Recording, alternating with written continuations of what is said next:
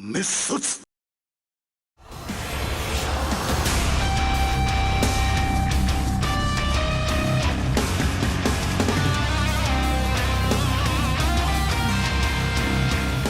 If Akuma is your main character, then this video is an absolute must-see. Get ready to dive into the ultimate compilation of everything you need to know about Street Fighter's most notorious character. From his origin story to his signature moves, we've meticulously gathered every crucial detail about Akuma to satisfy your craving.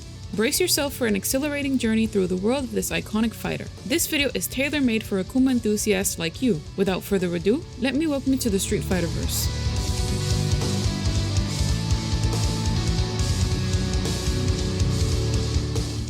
We're going to start this video with all of the evolutions of Akuma to understand every single stage of his presence during the Street Fighter timeline. His basic version, as fandom states, Akuma is a cold and extremely powerful warrior whose sole reason for being is to hone his fighting skills by battling and destroying strong foes. He rarely displays any sign of emotions or humanity, and rarely smiles. As a righteous calling, or as an afterthought of conquering a major adversary, he will not engage in battle against helpless people. Akuma usually wears a dark-colored gi, with the sleeves removed, similar to Ken and Ryu. He has red hair with a top knot, sharp pointed teeth, and is often barefooted, though some games have him wearing brown sandals. Depending on the game or piece of art, he either wears a black belt at his waist or a length of rope. Over his hands, he either wears brown training gauntlets or wraps his hands with rope as well. He has tan skin and crimson eyes, and wears his deceased master prayer beads around his neck. When fighting another fighter, Akuma rarely resorts to his true strength. He only fights warriors he deems worthy, or those he believes have the potential to become such. Akuma fought Ryu in Street Fighter Alpha 2 just to gain insight into Ryu's abilities.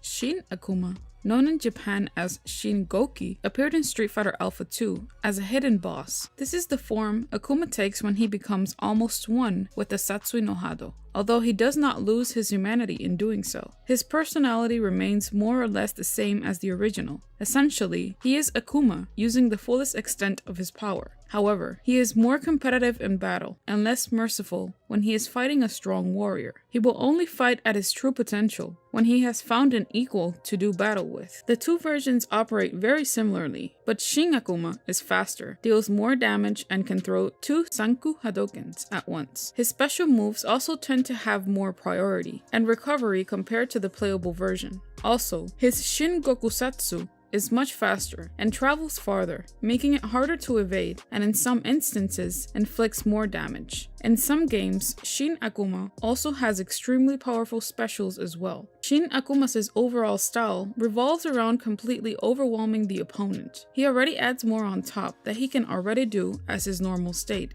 And with practically no recovery between his attacks, he can string together more devastating cross-up attacks and combos that he can't do as his regular self. Shin Akuma is not to be taken lightly, since he can do severe damage to a careless player or the opponent. Oni, which translates to ogre, is Akuma in his strongest form. This is the form Akuma takes when he has become one with the Satsui no Hado entirely, completely losing any shred of humanity he had remaining. Due to his training and meditation, Akuma may have surpassed some of the darker aspects of the Satsui no Hado, allowing him to control his actions. As Oni, he finally becomes one with the Satsui no Hado, whose power has now managed to completely overtake him. Oni appears as a far more muscular and noticeably larger version of Akuma. He has dark blue skin, glowing yellow-red eyes, and glowing spiky shoulder-length hair, fangs, and short protrusions on his forehead, resembling growing horns. The top half of his gi has been blown off by the amount of dark chi he emanates, showing off his musculature.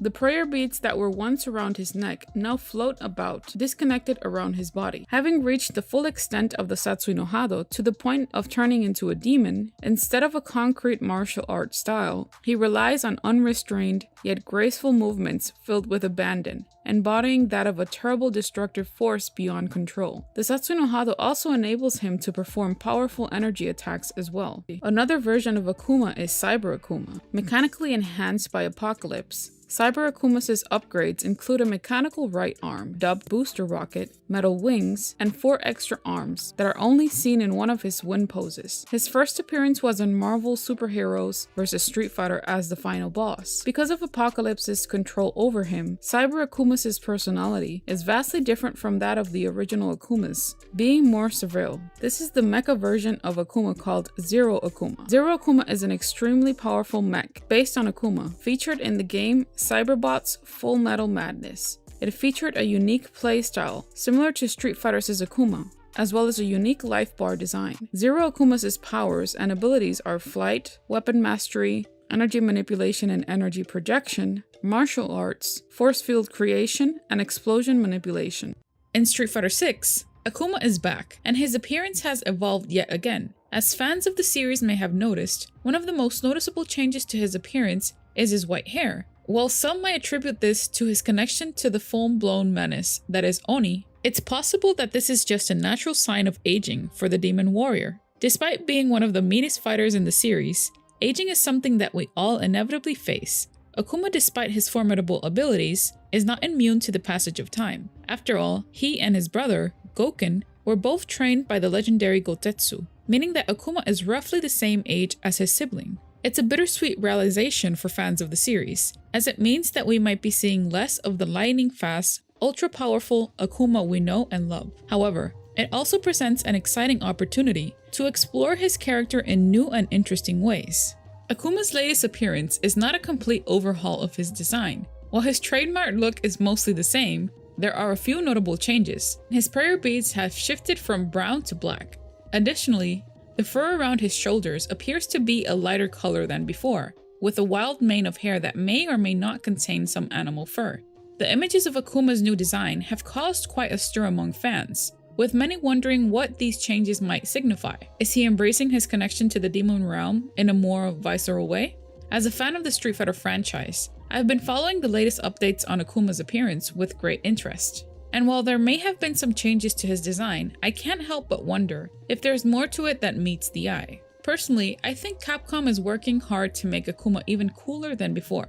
He's already one of the most exciting characters in the series, and it's clear that the development team wants to take him up to the next level. One possible feature that they could be working on is the concept of a level up system for Akuma. This could be something akin to Minon's medallion level up system, where Akuma's appearance changes as he taps into the full power of the Satsui no Hado. His white hair and overall appearance could serve as an indication of his transformation, as he becomes more submerged in the dark energy that fuels his fighting style. This could give him an even greater edge in combat, with abilities that go beyond human comprehension. Of course, it's important to remember that designs and ideas can change all the time during game development. We don't know for sure if this theory holds any weight until we see Akuma in action in the upcoming game. It's possible that this could be a hint towards Akuma's journey towards enlightenment, but we won't know for sure until we get to play the game ourselves. Regardless of what changes await Akuma in the future, one thing is for sure, he remains one of the most iconic characters in the Street Fighter universe.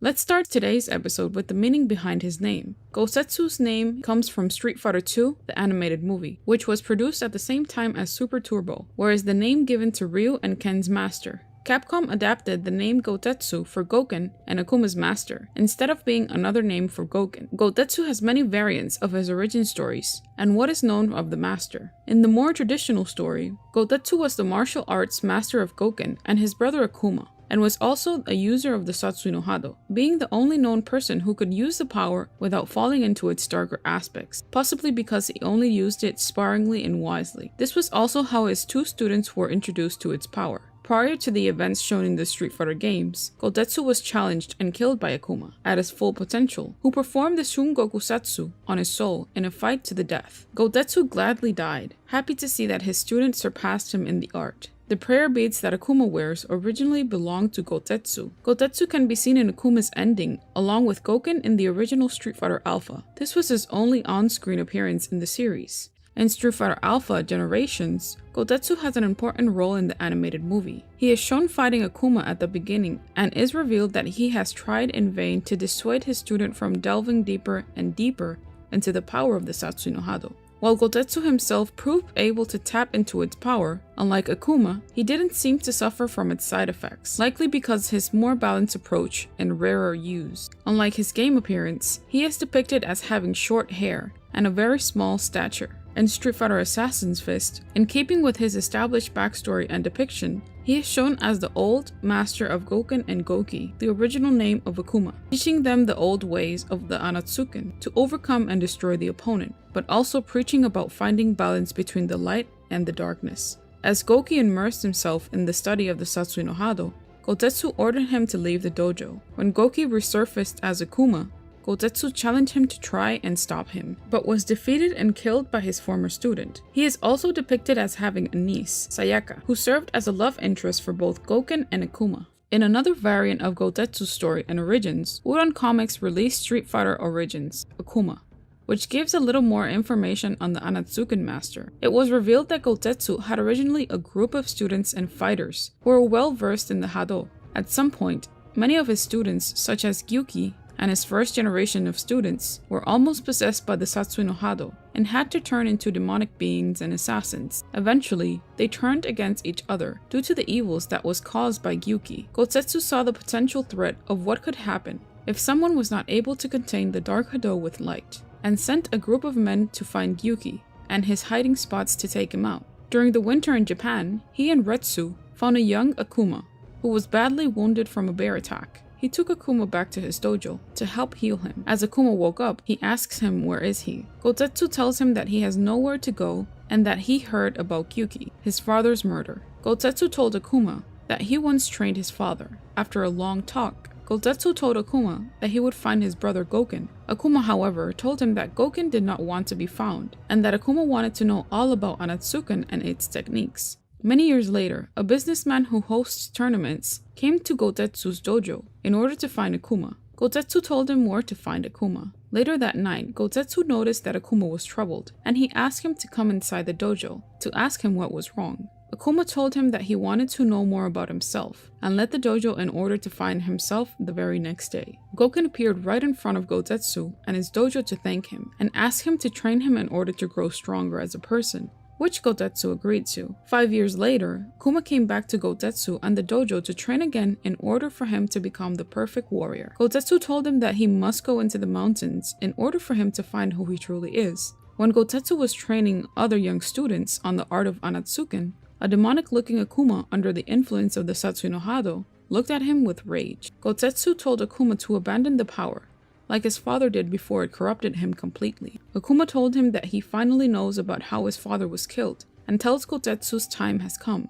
The two engaged in a fight, as Goutetsu told him about how dangerous the Satsui no Hado was if fully embraced, and told him that he cannot stop fighting. He pleads with him to stop, and asks him what he truly wants from this fight, only for Akuma to reply that he wants him to prepare for death. Akuma kicks him in the air with the demon Armageddon, kicking Goutetsu through the dojo roof, killing him. As a sign of gratitude for all the years spent under him, Akuma takes his body to a mat under a tree and respectfully lies him down. Fun fact, Gyuki's name means ox demon. Ox alludes to the strength of Gouken, and demon alludes to Akuma. As stated by fandom, while earlier Street Fighter games made references to Ryu and Ken's master, Gouken made his first illustrated appearance in Street Fighter II, Ryu, Masaomi Kansaki's manga adaptation of Street Fighter II. Since then, Gouken has appeared in several Street Fighter movies and comics, including Udon's Street Fighter line of comics, Akuma's ending in Street Fighter Alpha, and the Street Fighter Alpha Generations movie. Before his illustration in Street Fighter Alpha, Gouken's appearance would differ vastly between media. Gouken himself was based off Shenlong, a character that originated from the infamous English mistranslation of Ryu's win quote from the early versions of the Street Fighter II series, "You must defeat Shenlong to stand a chance," which many speculated was referring to Ryu's master. It was intended to say, "You must defeat my Shoryuken to stand a chance." April Fool's jokes created by EGM in 1992 and 1997 actually provided an appearance for Shenlong, which in turn directly influenced Gouken's current appearance. It should be noted that, prior to Street Fighter IV, Shenlong was actually used as Gouken's Western name in some media, similar to how his brother is referred to as either Akuma or Goki, depending on the region. Gouken was finally introduced as a playable character in Street Fighter IV, In response to fans demanding Shenlong, one of his obtainable player titles states, aka Shenlong, and one of his win quotes even references the original quote, "You must defeat me to stand a chance." His appearance is similar to the Shinto Kunitsukami Dairi, Sarutaiko, who is considered the oldest of the patron gods of the martial arts in Japan, representative of purification, strength, courage, and is the guardian of the bridge that connects the earth to the heavens. His personality may also be reflective of Morihei Ueshiba, the founder of Aikido and spiritualist who found enlightenment and spiritual harmony in his later years. It is also said that Gouken and Akuma's design were based on the Nio, or the Gongurikishi, two wrathful statues that guard under a separate temple, the entrance of a Japanese Buddhist temple. Each of these statues states a purpose, thus having a meaning in their creation. The right statue that guards the gate of the Buddhist temple is called Misaku Kongo. It is a symbol of overt violence, with its open mouth and baring teeth, holding a mallet ready to protect with ferocity the entrance to the temple. The left statue that guards the temple is called Narian Kongo. This statue symbolizes strength. It can wield a sword or it can be bare-handed. One of its characteristics is that this statue has its mouth closed, demonstrating serenity and power. Gouken is usually depicted as a bearded man who wears japamala prayer beads on his neck and a karate gi with the kanji mu sewn to the back. It is said that the Japanese and Korean term mu, or Chinese wu, means not have, without, is a key word in Buddhism, especially Zen traditions. As the preceding master of the martial art that Ryu and Ken practice and wield in the series, Gouken is nonetheless the originator and peerless practitioner of the toned-down assassination martial art taught by Goutetsu. As seen in his moveset, Gouken has mastered the martial art to the point that he has grown to create techniques that better suit his own dynamics and philosophies, one that follows the use of both the Hado no Chikara and the power of nothingness for an effective and powerful form of self-defense, rather than the violent and destructive form of the martial art that his brother wields within the Satsui no Hado. This is most significant in his repertoire, spelling and dynamics. Many of their kanji are those with more benevolent and less wrathful interpretations than ones seen in Akuma's, and they are performed in such ways where they are intended for knockout stopping force rather than maiming and severe injury. As stern and serious as he can be, Gouken is nonetheless enthusiastic in the nature of competition, being a spirited and modest good sport at heart. His approach is silent and calm, evocative of Zen principles, and he often shares insightful, if not also blunt and critical, advice and wisdom to that effect. For example, he tells Dan that anger will not help him, fearing it would lead him to a dark place, and he informs DJ that if he is silent, he would be surprised at what he learns. He is on good terms with people like Rose and Dalsum, who share similar ideals and beliefs. Gouken detests Akuma for killing their master, Goutetsu, and embracing the darkness that resides within their arts, instead of seeking a purer form of strength. He also despises Bison for his use of psycho power, believing he endangered the world. The most destructive character in the Street Fighter universe first made his debut on Super Street Fighter II Turbo, Hyperfighting, on December 1992. Akuma's legacy started there, but its character creation was not brought without thought and planning. Akuma's character was sketched and redesigned multiple times by the Japanese-based video game company Capcom, in which the Street Fighter franchise is in. The Capcom team of graphic designers wanted to make sure to have the perfect character to be in the vessel of the Dark Hado. Since not having much success with its drawings, the Street Fighter Capcom found inspiration on the ends of Buddhism. Akuma's design was based on the Nio, or the Gongurikishi, two wrathful statues that guard under a separate temple at the entrance of Japanese Buddhist temples. Each of the statues states a purpose, thus having a meaning in their creation. The right statue that guards the gate of the Buddhist temple is called Mishaku Kongo. It is a symbol of overt violence, with its open mouth and baring teeth, holding a mallet ready to protect with ferocity the entrance to the temple. The left statue that guards the temple is called Narian Kongo. This statue symbolizes strength. It can wield a sword, or it can be bare-handed. One of its characteristics is that the statue has its mouth closed, demonstrating serenity and power. The new statue's fierce and threatening look was designed to ward off evil spirits and to keep the temple grounds free of demons and thieves. The irony of the Capcom creators. But nevertheless, we can appreciate the origins of the art and structure of the Street Fighter's Ultimate Fighter. Akuma's fierce looks are just as mean as the arsenal of fighting moves he has in his book. But there is no technique feared by the Street Fighter community, other than his legendary Shun Goku Satsu, also known as the Wrath of the Raging Demon. The Wrath of the Raging Demon is a very powerful technique, taught in the Assassination's arts, with any martial art developed with the intention of destroying an opponent. This type of technique was taught by Akuma's trainer, Goutetsu.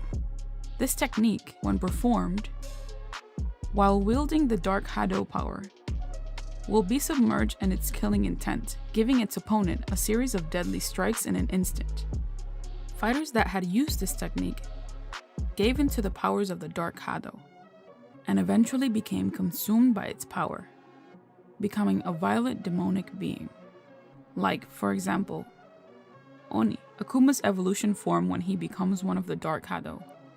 The only character who could resist this technique without giving in was Akuma's trainer Goutetsu. The interesting aspect of the Wrath of a Raging Demon is that its technique is based on karmic forces obtained from the dark Hado. Its technique punishes its opponent on the merits of the sins and evil the opponent has marked in his soul. In other words, the damage applied when the Wrath of the Raging Demon is applied is not determined by the strength of Akuma's power, it's determined by the opponent's evilness, hurting its opponent as much as he or she deserves. While being powerful, this technique can only be executed on living life forms that possess a soul. The Wrath of the Raging Demon, when executed, lights up Akuma's back with a red fiery kanji symbol. This symbol on Akuma's back has been the character's trademark design, one who fits full to its persona. But what is the meaning of this symbol? What does it state? The symbol located on Akuma's back is the Japanese kanji called ten, that can also be translated as heaven. This kanji, like in most Japanese writings, can mean plenty of things. It can be translated as day, heaven, or invincibility. The kanji on his back is made to reflect immortality at the rate of power, meaning that when the character 10 appears on its back, it's representing immortality. In old Japanese folklore, whenever the kanji with the character 10 appears on someone's forehead, it means the person is immortal. Thus Capcom, taking the idea of modifying it to fit the symbol on the back of Akuma's guy. Pretty interesting fact, considering that Akuma's style and behavior exceeds the capability of other characters in the Street Fighter universe. Akuma's style of technique is indeed a 10. As promised in the beginning of our video, we have a bonus dark secret about Akuma in the Street Fighter universe. You may wonder how someone with amazing ability and strength gets its energy from. The fact is that Akuma is a great martial artist. He is also indeed a human and needs to feed himself from time to time. But what does a character like Akuma eat? In this prequel film, made by a Capcom-approved fan called Street Fighter Assassin's Fist, we can delve inside Akuma's training regimen when he is exiled from his trainer's dojo. We can see in this short how Akuma uses his Hadouken technique to fish by the lake. By hurling Hadoukens to the lake, he can pick up the unconscious fish that floats on the top, making it an easy meal for Akuma. Hadouken's fishing at its finest. Now, thinking about all the power Akuma expels out of his body, I personally think a couple of fish would not replenish his power and stamina. But at least the guy eats healthy. Maybe that's why he does not need that much food to begin with. But indeed, it's a peculiar fact that makes the character more relatable to his human side. After all, even though he is a strong individual, he is still human. Akuma's character in the Street Fighter universe will always be one of intrigue and mystery. A powerful godlike being, in which his only objective is to be the strongest in the world, achieve superhuman strength, power and status, and to rain terror on any challenger that opposes him. Akuma's legacy to push the boundaries of inner power and display it in the battle arena is what makes this character so amazing. Personally, and to most of the viewers, its favorite character in the Street Fighter saga. The Dark Hado master himself has secrets in his name that fills the very existence of its personality. The power of nothingness is also known as the Mu Noken in Japanese.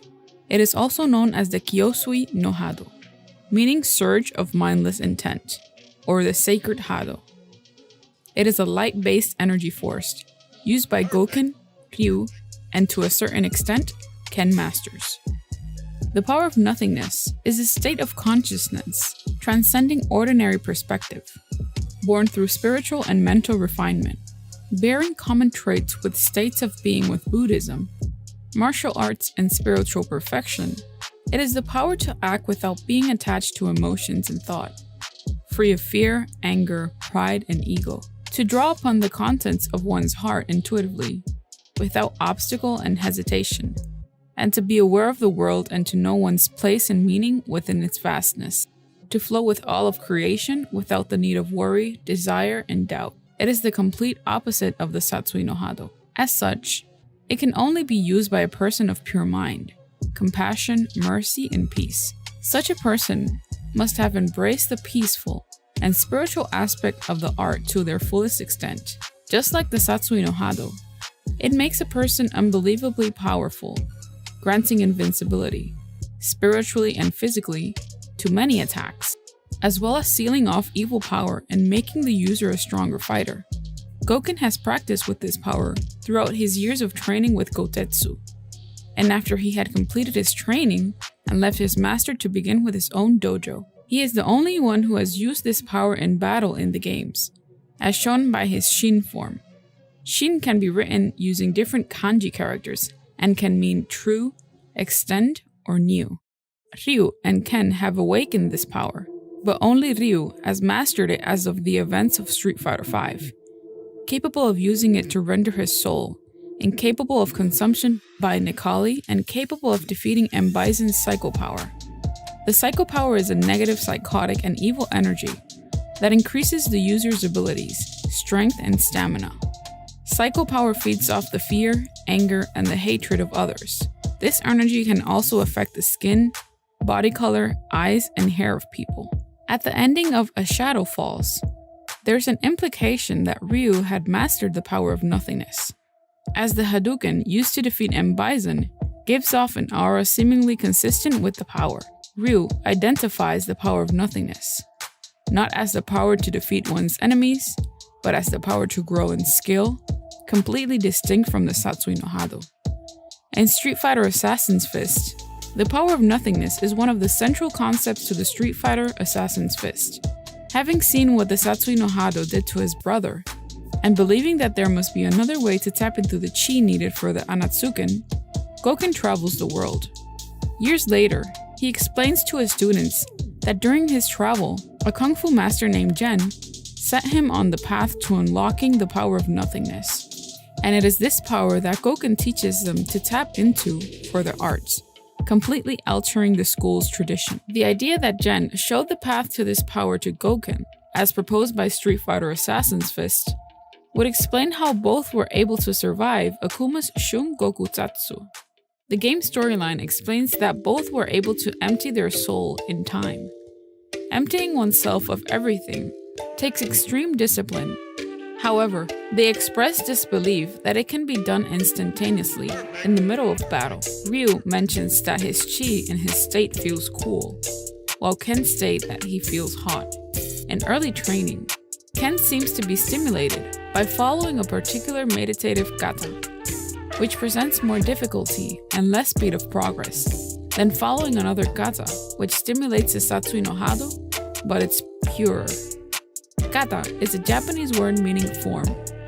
It refers to a detailed choreographed pattern of martial arts movements made to be practiced alone. It can also be reviewed within groups when training. It is practiced in Japanese martial arts as a way to memorize and perfect the movements being executed. In the Udon comic book series, Street Fighter Unlimited, Ryu enters a state he calls Shinryu by merging the Satsui no Hado with the power of nothingness, bringing balance to his light and his dark chi. As Shinryu, he was able to finally defeat Akuma. Ryu's appearance in this form is mostly the same. The only noticeable changes are to his left eye, which glows red, as well as the occasional flare of a red and blue aura. The power of nothingness is the inverse of the Satsui no Hado, also known as the surge of murderous intent, or surge of killing intent, sometimes translated as the dark Hado. It is a dark, energy-based force that is known for its use by Akuma. For the people who do succeed in harnessing the Satsui no Hado, they become extremely powerful, but at the cost of losing their humanity and compassion. They developed a cold, negative outlook in life, a nihilistic detachment from themselves, as well as other people, and develop an obsessive, dark, murderous, and even suicidal desire to fight. What the Satsui no Hado is rarely gets talked about in the mainline games. However, it is described as taking the spirit to kill the opponent to the extreme. It transforms into a physical power. According to Seth in Street Fighter IV, The Ties That Bind, his definition of the Satsui no Hado describes it as a power rooted in the darker natural basis of the human instinct, including competition, survival, to trample on, impose, and thrive over opposition, and the manifestation of destruction born out of conflict and fighting. The Satsui no Hado made its first debut alongside Akuma in Super Street Fighter II Turbo.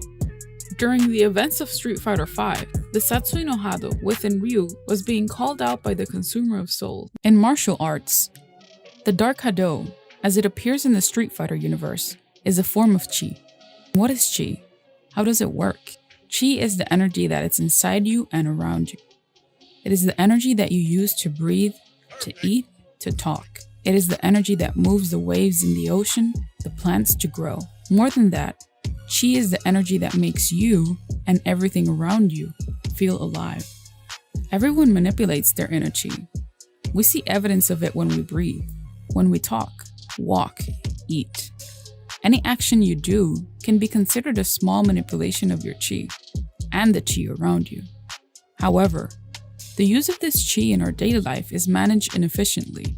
For example, you might use more energy on running than walking.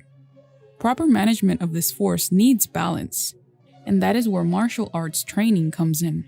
In martial arts training, you can train to have a better control of the use of your chi. As you might know by now, chi is the energy you use to punch, kick, attack, and defend. This can be obtained by learning different types of postures and movements of any desired style of fighting art. Each style of martial arts is a form of how one uses its potential without draining one's energy. In other words, using techniques that will require minimum energy with maximum potential. An example of a technique is the breaking of a wood plank with your palm in karate. Using your body's momentum to bring an opponent down in judo. You can see full-on experienced martial artists do repetitive moves like the ones mentioned without draining their energy supply. Even though an experienced martial artist can get to the level of focus and energy that is required, it still requires that his moves and forms be influenced by other emotions. Emotions in fighting is a double-edged sword. If a fighter cannot control its emotions, he is more bound to lose a fight than an opponent that has great balance between energy and emotions. Having conflicting emotions during a fight may take the fighter lose more energy on itself and its opponent. That is why it is important for a fighter to fully develop a balance between both the control of their movements and their emotions. Fully developing this balance, an experienced martial artist can then push the boundaries of its power. In the Street Fighter universe, extensive training of your chi can go beyond the human capabilities. For example, a fighter can use its own chi to draw energy from the earth. It can give the user ability to sense and absorb chi from its surroundings, use teleportation, float, fly, and throw it in like a form of a fireball-like punch, aka a Hadoken. This is where the Dark Hado comes into play. To get a better understanding, The dark Hado, or in Japanese, the Satsui no Hado, is a dark possessed surge of power that is deeply rooted into the person's instinct of survival and in position over its opponent. It is the desire to use hatred and rage to fuel victory in battle. The dark Hado is beneficial in tapping the most obscure power available. It is also very lethal for an untrained mind to handle the capabilities of such power, such as why the dilemma facing Ryu, in which he does not want to be consumed by this type of power. His training is based on the concept of meritorious intent and the power of nothingness, which is not having any strong feeling towards your opponent. It's based on developing oneself as a martial artist and a human being. This practice focuses on emptying your mind and controlling your energy in fight, to inflict as little as damage possible to your opponent. The total opposite of what the dark Hado requires. For the fighters who succeed in controlling the dark Hado type of power and becoming powerful, changes in their outlook on life appear: loss of human empathy and compassion, rise in negativity, dark and obsessive nature of murderous intent. Under the dark Hado's influence, a character's eyes will glow red, and their teeth will turn into sharp fangs, as the body of their skin darkens over time. Their hair will also turn red to white, and their nails will turn into claws. The voice of the character will become deeper. If one embraces it to a lesser degree, their eyes will glow blue. If one balances the dark Hado and the power of nothingness, the character would be in complete control and balance of its power. However, if one has used it to their fullest extent for too long, they cannot be released from its hold and will transform into a supernatural entity, becoming one with the dark Hado. Once a character is in this state, a union between hatred and fighting technique will create an aura of destruction, leaving all human feelings of compassion and empathy behind, technically becoming a demon-like figure. The dark Hado character, who wields this power, has also the special ability to talk and speak with others telepathically, gain a healing factor, manipulate the soul of an individual, and can even control the weather. We can understand that the dark Hado is the ultimate weapon in the Street Fighter universe. While some characters want to embrace its total power, other characters like Ryu tend to go a different route. Certainly, we can see the dark Hado as a powerful weapon, used on the principles of hatred and destruction. But the Satsui no Hado is just a state of mind. It is a form of how powerful our mind and emotions are. I see it as a symbol of the power that lies in you, that when used to its maximum effect, it can produce outstanding results. I think if managed in a balanced state like Goutetsu, one can withhold its power without being consumed by its evil force. We will start this episode with a character that has deeply impacted Akuma's life, Gouken. Akuma is Gouken's younger brother and nemesis. Gouken greatly despises him for embracing the Satsui no Hado and murdering Goutetsu, their sensei and mentor. Because of this, he does all he can to protect Ryu and Ken from him, to the point where he willingly fights Akuma in a battle to the death so that he won't come after them. Our next character was one of the most powerful assassins within the Street Fighter universe, Gen. Gen saw Akuma as a skilled opponent who could finally kill him, a morbid desire amplified by his own terminal sickness. However, their skills often clash, giving each other challenges. Akuma, however, backed down upon learning Gen is fatally ill, but would engage him again after seeing he can still fight. Akuma emerges victorious, and is amplified to have killed him for good in Street Fighter V, in their last fight to the death. In the latest issue of Akuma Goes to Hell, after his encounter with the demonic Darkstalkers, Akuma chooses to remain in the hellish Makai dimension to take his training to terrifying new levels. Alone in a demonic landscape, Akuma battles unearthly creatures, giant monstrosities, and battles an undead form of Gen. He is the Overlord, mastermind of the world's deadliest terrorist organization, and Bison. Akuma, despite having no direct grudge, holds major contempt towards Bison, the latter being an even more sick kind of evil, using shortcuts to power. Because of this, he has no problem killing him on a whim. Bison, on the other hand, wants Akuma's Satsui no Hado as a means to increase his own power. His disdain for Bison persists, even when he becomes Oni, and perhaps is even greater. He is a Japanese hermit who is over 140 years old and has mastered the secrets of immortality. Oro is among one of the only men who have matched Akuma in combat. The two have fought each other to a draw, as the fight was called off due to the two fighters sensing that if they fought each other seriously, it would result in a mutual kill. Both have earned each other's respect and contempt on a personal basis. The leader of the secret society, Gill. Upon hearing about his powers, Akuma desired to fight Gill. Akuma killed Gill with the raging demon but left without realizing that Gill could resurrect himself. This character is by far Akuma's greatest rival, no other than Ryu. Akuma is one of Ryu's most hated enemies, as he was the one who tried to kill his master Gouken. Akuma also attempts to lure Ryu into succumbing into the Satsui no Hado, therefore casting aside his humanity, in hopes of finally finding a worthy opponent for the ultimate fight to the death. Ryu knows this is a trap of temptation planned by Akuma, as Ryu has tried his best to find a way to get rid of the Satsui no Hado, while refusing to succumb to that kind of power. Akuma sees this tempting him after finally conquering the dark power, and mastering his own Hado power in Street Fighter V. Ken. Like Ryu, Ken is aware of the threat Akuma possesses over humanity. Asura. Asura is perhaps Akuma's greatest rival. After Asura defeated Ryu, he then fought Akuma for over 500 years. Adon. Because Akuma killed Muay Thai master that Adon was supposed to fight, Adon seeks to defeat Akuma to prove himself. In Street Fighter Alpha 3, Adon fights Akuma and loses to him. Akuma doesn't kill him, however, due to him deeming Adon worthy of death. Nekali.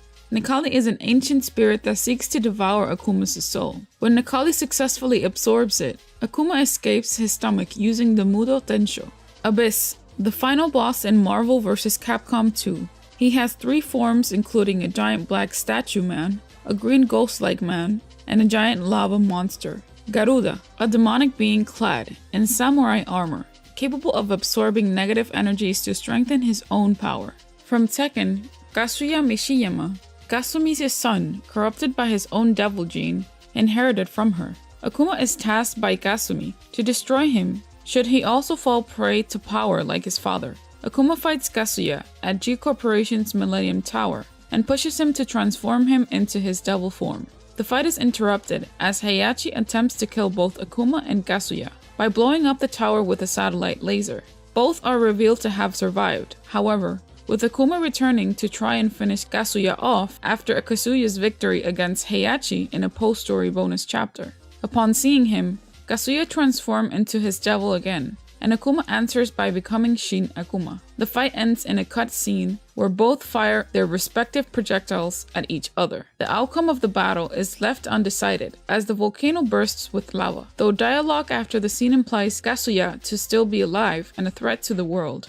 Heihachi Mishiyama, Kasumi's husband, who has caused many problems with his ambition. Akuma is also instructed by Kasumi to destroy him. Akuma and Heihachi fought alongside one another momentarily against Kazuya's Jack 6s. Akuma reveals that he waited for Heihachi to establish his own strength before engaging him, one of many instances of his moral code being followed. Heihachi proved to be a challenge for Akuma, but he ultimately defeated him as he blew up the Mishima dojo. Later, it is revealed that Heihachi actually survived, buried under his own dojo. This allowed him to fake his death and reveal Kazuya's devil form to the world. He attempted to kill both Kazuya and Akuma by targeting G Corporation's Millennium Tower with a satellite laser. Despite successfully destroying the tower, both Kazuya and Akuma are revealed to have survived the blast. Kazuya used his devil blaster on Saibatsu's satellite, prompting Heihachi to vindictively tell their family story from his perspective before the two meet for a final fight to death. Akuma is present, apparently watching both Heihachi and Kazuya fight, until Kazuya finally kills Heihachi, and Akuma prepares to take out the victor.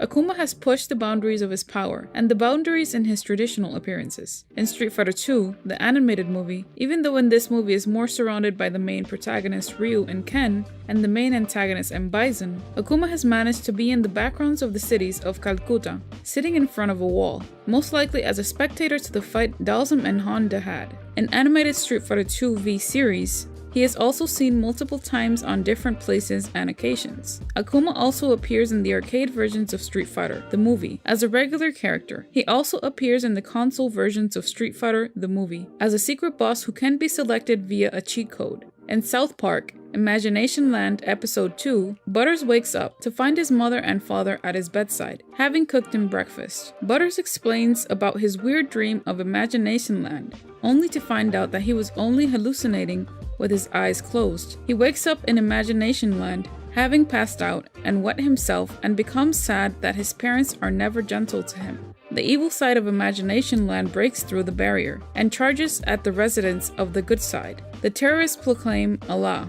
but are killed in seconds by one of the creatures. The mayor of Imagination Land is then badly injured by Alien, and Butters is pursued by Predator and stormtroopers. In the background, we see a glimpse of Akuma as he is gathered with the other evil side members as they are having a discussion of who is the evilest of all. Akuma has also appeared in other gaming franchises as well. Akuma, along with Ryu, both made appearances in Capcom and CyberConnect 2's collaborative beat-em-up title Asura's Wrath. Akuma appears as a DLC-only character with his own fleshed-out episode titled The Strongest vs. the Angriest. Much like Ryu's episode, it uses the Super Street Fighter 4 engine while shifting to the traditional battle system for the second half. The story picks up after Ryu's episode, where Akuma suddenly appears. To prevent distractions, Akuma immediately executes the Demon Armageddon on Ryu, but instead of piercing him, he launches him so hard it forces Ryu through a wormhole back to his original timeline.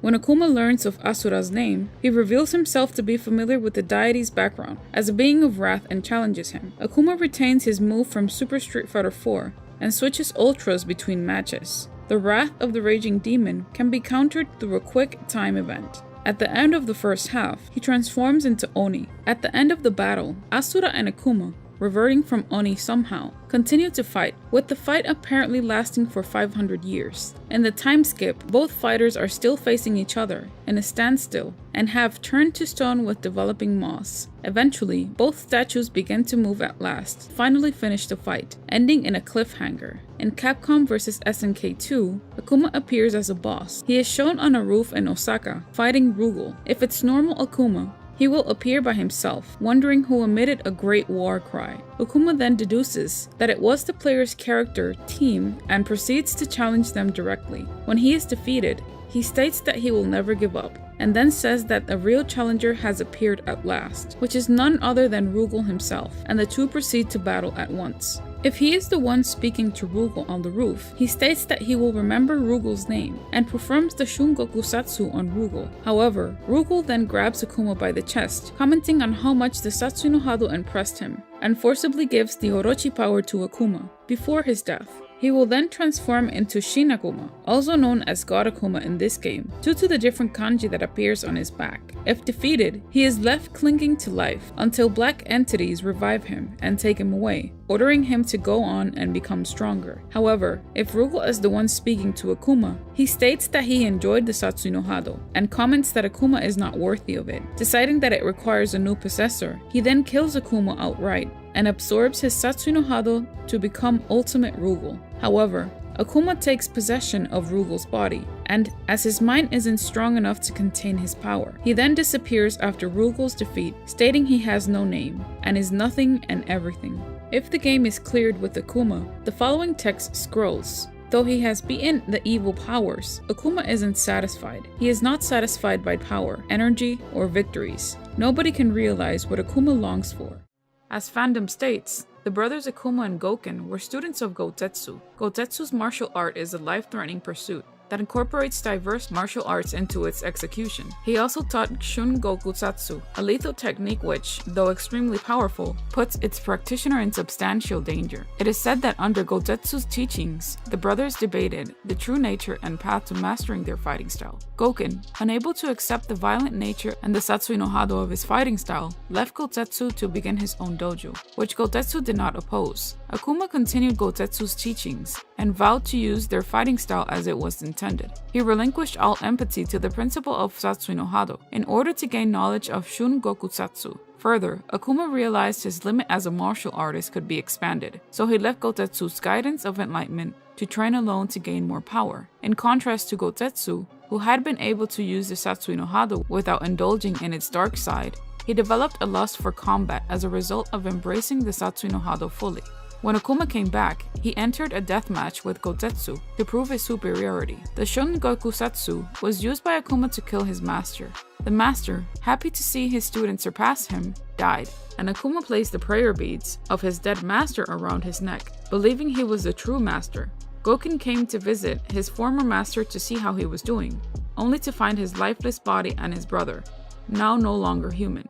The shocked Gouken, seeing that Akuma had killed their master, confronted him, but Akuma said nothing and left for the woods. Akuma confronted Gouken many years later. He told Gouken that he was not strong enough to face him without giving in to the killing intent. A retort from Gouken accused Akuma of dishonoring his master by showing disrespect to his art, which he explained was much more than death and destruction. Akuma explained to his brother that Goutetsu did not fully comprehend the Satsui no Hado, and that he was a fool for not using it. A fight ensued, and Gouken prevailed. Akuma instructed his brother to kill him, but Gouken had no intention of murdering his own family, which caused Akuma to call his brother weak for sparing the life of a powerful opponent, and told him that he would return. Several years later, it is said that Akuma returned to Gouken's dojo and fought him. Using the shun satsu, Gouken had somehow lost his soul during the attack and survived in a coma, but Akuma believed him dead. Ken saw the flash of the attack while running to the dojo, but arrived only to find Gouken on the floor. Akuma was in the woods when Ken confronted him and fought him. When Ken was defeated, Akuma disappeared. In search of worthy opponents, Akuma begins searching the globe. Secluding himself in the shadows, he watches small tournaments and street fights, desperately seeking someone who might be able to match his strength. He then is challenged by a man named Gen. Gen fights a vicious battle, even surviving the shun satsu by emptying his soul in time. The moment Akuma begins to wonder if this man is the worthy opponent he is searching for, he senses something is amiss. Akuma's suspicions are confirmed when Gen's mouth bleeds. The competitor is ill, making the match unfair. Gen tells Akuma to kill him after being knocked to the ground. As Akuma can no longer stand the battle any longer, he leaves, angering Gen. After the battle, Akuma becomes obsessed with Ryu, trying to awaken the Satsui no Hado within him. Eventually, Ryu finds Akuma's island and challenges him. While Akuma merely tested Ryu eventually won the battle. Akuma regains composure and tells Ryu to find him again once he has embraced the Satsui no Hado, before striking the ground with a powerful blow and disappearing. Ryu lies in the ocean as the island collapses around him. He contemplates Akuma's words. As he leaves his destroyed home, Akuma remembers all the fighters he had faced and wonders with anticipation if one day he will encounter someone strong enough to kill him. He finds a desolate cavern and begins to train, looking forward to the day he will face Ryu again. At some point, he defeats and kills a Muay Thai fighter. Adon sees this as a challenge and sets out to find Akuma, to fight him and prove that he is stronger. In his ending, he comes to the realization that worthy opponents have challenged him during his journey. He decides that he could stay on Earth to perfect his killing power, knowing that they are opponents that Akuma can consider worthy. While thinking about the opponents he challenged, there are visions of Gen and Bison and Ryu on the moon. He then comments that he will be the next to die. While waiting for Ryu to embrace the Satsui no Hado, Akuma wanders the globe in search of worthy opposition. He is confronted by Adon, who wishes to establish his fighting style as supreme. Akuma easily wins, but instead of killing Adon, he just leaves, apparently deeming his defeated foe as unworthy. Sometime later, Akuma is intercepted by Guy, who refuses to allow him to see M. Bison. Akuma ignores Guy's pleas and engages him in combat. The two then decide to end the fight after they realize their primary objective was the same, defeating M. Bison. He then confronts Bison, who tells Akuma that he won't be able to defeat him as long as the psycho drive exists. Akuma berates the dictator for not relying solely upon his fists, and they fight. As Akuma emerges victorious, he completely terminates Bison with the raging demon, causing him to suffer horribly as the attacks kill him. In his ending, Akuma is then challenged by Gen once more, and they fight a second battle, the results of which are unknown. Ryu rejected the Satsui no Hado during his own battle with the Shadowloo leader,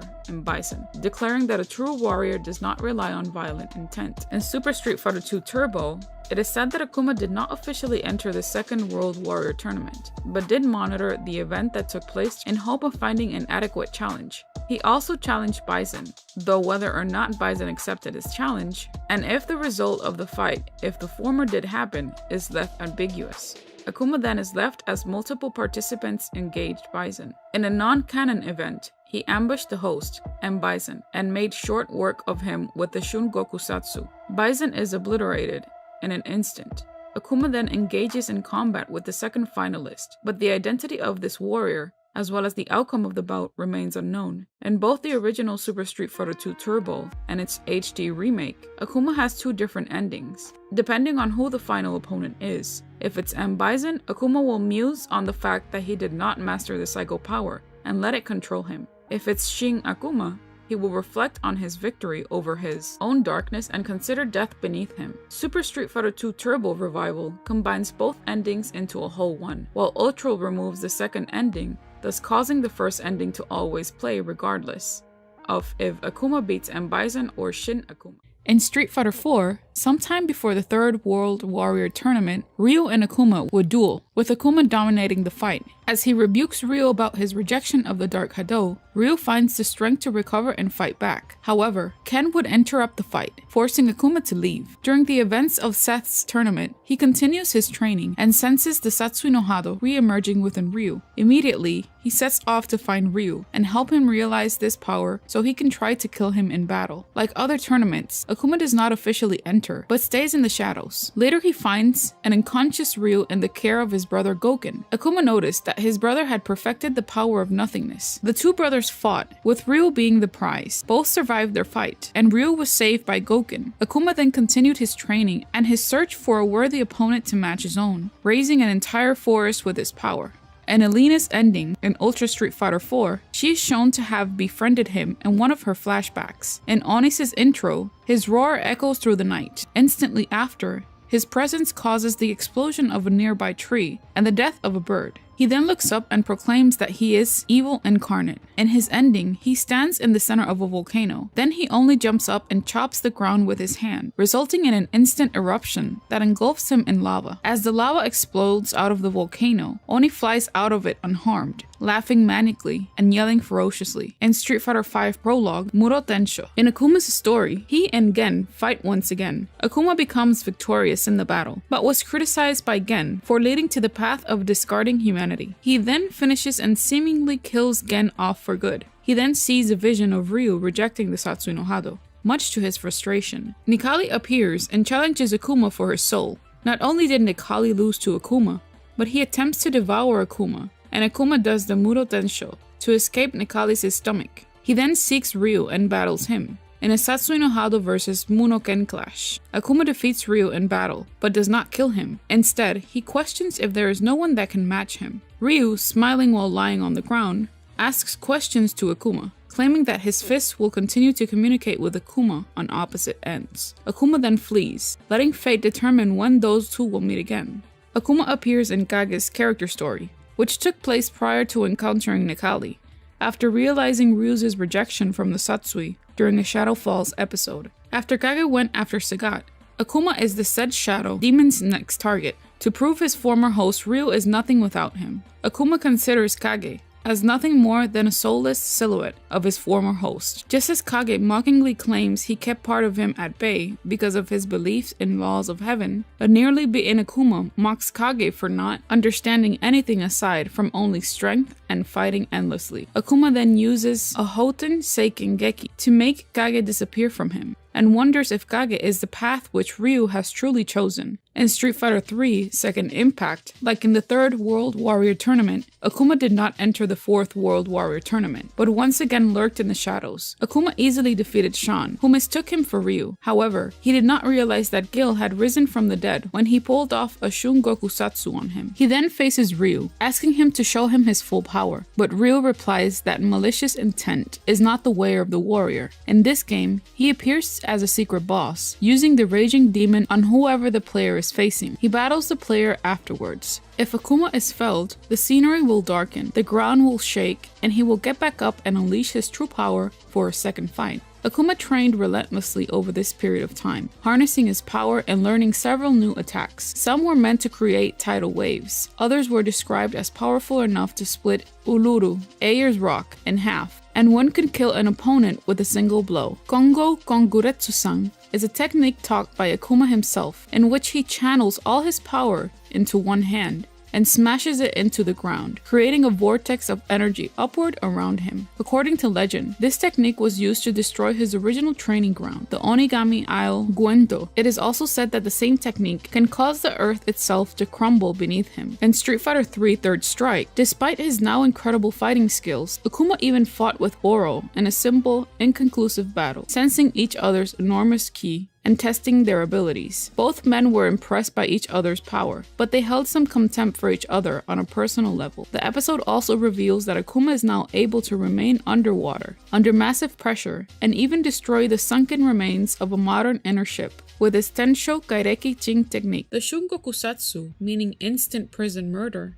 usually translated as the Raging Demon, is a super combo commonly seen used by its heavy practitioner, Akuma. It is one of the most powerful attacks throughout the franchise. In the storyline, the Shun Satsu is a very powerful but dangerous technique, taught in the original principles of the Ansatsuken by Goutetsu. When performed, the user of the Satsui no Hado would hand themselves over entirely to the killing intent, launching a series of deadly strikes in a moment. Historically, those that had used this technique had been unable to resist the potency of the Satsui no Hado and were consumed by it, their minds reduced to that of violent, demon-like berserkers, such as Iworyu and Oni. Goutetsu was the only known person who could somehow use this technique without falling into the deeper aspects of the Satsui no Hado. The Satsui no Hado, sometimes translated as the Dark Hado, is a dark energy-based force. It is the antithesis of the power of nothingness. While the executed attack is a brutal onslaught of merciless fury, the basis of the attack is said to be linked to karmic forces drawn from the influence of the Satsui no Hado, channeling an infernal punishment in which the weight of sins and evil the victim has committed attacks their soul. While immensely powerful, this attack cannot work on artificial life forms. There is only one method known to perfectly counter this attack, that some characters have survived its wrath, being the power of emptiness, or Mu. Gouken, Akuma's brother, had barely survived, being sent into a coma, before unearthing himself after coming back to consciousness. His grasp of the power of nothingness was limited at the time, and was greatly improved after his near-death experience. However, there are notable victims who somehow have survived this attack. Gill faced Shun Satsu head-on, but because of his resurrection ability, he survived the encounter. As with every Street Fighter move created, all of them might have been inspired either by another anime or manga. This move in particular is not the exception. The concept of Shun Satsu and Satsui no Hado itself seems also heavily inspired by the concept of Matoki no Aura from the Fist of the North Star manga series. Furthermore, the attack seems specifically inspired by the star technique called Hokuto Manju Muanken, North Star Thousand Hand Demon Sound Fist. The technique involves countless strikes in the blink of an eye and is fueled by the user's evil fighting aura, making the Shun Satsu share many similarities with it. This is the version that is used in the manga Street Fighter III Ryu Final, where Akuma's Shun Satsu is visually identical to Manju Muanken. In addition, the appearance of the Heaven Kanji, characteristically associated with its user Akuma, and how the move style is that of assassination, is likely a reference to the Japanese word tenchu, meaning heavenly retribution, which was a popular memento written on paper by assassins to their victims and associates in feudal and turbulent eras of Japan. This move, while it looks cool, also serves as a great fighting tactic. In earlier installments, the Shun Satsu usually can be combined into a standing jab or a standing roundhouse, as well as cancelling a slower move, in order to take advantage of the opponent being hit-stunned long enough from the prior attacks, but only if the inputs were done fast enough. Like most high-powered moves in Street Fighter IV, focus attacks can also provide an opening. Despite its power, however, characters can escape with longer range moves due to the actual grab being close range. It can also be countered with as little as a quick jab or punished with a retreating jump attack. Its first animated appearance was in the episode The World's Greatest Warrior. Akuma used this move on Gouken after he was inquired by him on why he decided to make a return after so long. Akuma replies by stating that he has learned the ultimate move of their art, in which Gouken says, "Not the Raging Demon?" To which Akuma stands up and replies, "Yes," and uses it on Gouken at point-blank range. Later, during Ken's battle with Akuma, Akuma threatens to use the Shun Satsu on Ken himself, but is thwarted before he can pull it off. The move makes his first cinematic appearance in Street Fighter Assassin's Fist, when Akuma uses it to kill his master, Goutetsu. As the latter charges up an extremely powerful Metsu Hadouken, Akuma engulfs himself in a mass of red flames, zooming at high speed towards Goutetsu and passing through the Hadouken. Little of the move is seen, though as Goutetsu is grabbed, a bright flash can be seen right before the shot changes, and a harrowing scream can be heard echoing along with the familiar screech. As Akuma stands over his fallen master, the kanji for heaven can be seen not only burning bright on his back, but also in the thundery clouds above. Street Fighter V revealed that the attack consists of a series of teleport punches that start out slow, but get progressively faster as the attack goes on, and targets vital weak spots of the body, which brutally, or even fatally, injures the opponent. Having mastered the original form of the unnamed Shokotan art, Akuma's fighting style is based on the same vein as the all-around characters, with a much more offense-oriented design. Akuma's overall style focuses on completely dominating the opponent and preventing counterattacks. His mix of raw attack power, combined with moves that can control the air and keep him mobile, allow him to maintain a fierce onslaught offensive that can end matches quickly. However, Akuma power is offset by very low stamina and stun, meaning that any whiffed attack or defensive opening could irreversibly tip the scales against him and lead to a massive punishment. As a result, heavy investment on the player's part is required to properly utilize his full potential. As a computer-controlled boss, Akuma is even more powerful, faster, and more durable in comparison, usually only appearing as a final or hidden boss. This reflects his personality, as Akuma often holds back his power so as to give his opponents a fighting chance. When fought as a secret boss, Akuma effectively deems the player's character worthy and powers up accordingly. In order to face him, you have to either obtain a high score, reach the last stage quickly, or defeat many human opponents without losing a single credit. Now with Akuma's basics, Akuma has better projectiles than the rest of the cast, goes through other characters' projectiles with his tatsus and teleports, controls distance better with his air Hadouken due to invulnerable tatsus, and never dizzies. It looks like he gets dizzy, but Akuma recovers instantly, effectively saving him from longer combos and juggles, but still leaves him vulnerable to meaties on wake up. Akuma basically has all option selects from the old Shotos, plus other advantages from the CP1 Ryu, and the inescapable projectile traps with air Hadouken and fierce Shankunetsu Hadouken. His strengths: high priority normals, and most are fast to come out. Great zoning game with 2 good ground fireballs that can knock down, as well as an air fireball that basically all the cast have no answers for. Can easily escape from corner traps or bad situations with teleport. High damage combos and specials, juggles well. Inescapable corner trap on some characters. 2 good offensive reversals in SRK and Satsu. Can play well offensively or defensively. Also has good combo ability. When dizzy, he recovers instantly, so he will still fall for a dizzy, and he's vulnerable to a meaty on waking up in his dizzy state. But that's it. As for Akuma's weaknesses, below average rain on normal, has no super, and is banned from basically everything. Balance issues. In Super Street Fighter 2 Turbo, Akuma is banned in US tournaments, and soft banned. For example, not used on principle as opposed to being officially unusable in Japanese tournaments. This is a result of the fact that Akuma was initially designed to be extremely powerful. Such powerful is potentially reflected in his lack of a super combo at that point. Turbo HD Remix attempted to make this effect and Akuma more playable by lowering his stamina, giving the Sanku Hadouken a blowback effect, and adding a much weaker Shun Goku Satsu as his super combo. Despite these efforts, Akuma has remained banned in the HD Remix for the large majority of tournaments, as the changes made to this character did not offset his overreaching power compared to the rest of the cast, and in some cases made it worse. Due to the steep angle of the Sanku Hadouken, inherited from his later appearances, it is possible to perform cross-up combos that could not be done originally, and with the blowback effect, he can gain extra airtime to avoid a projectile the opponent throws at him. In addition, due to a bug in the move's speed,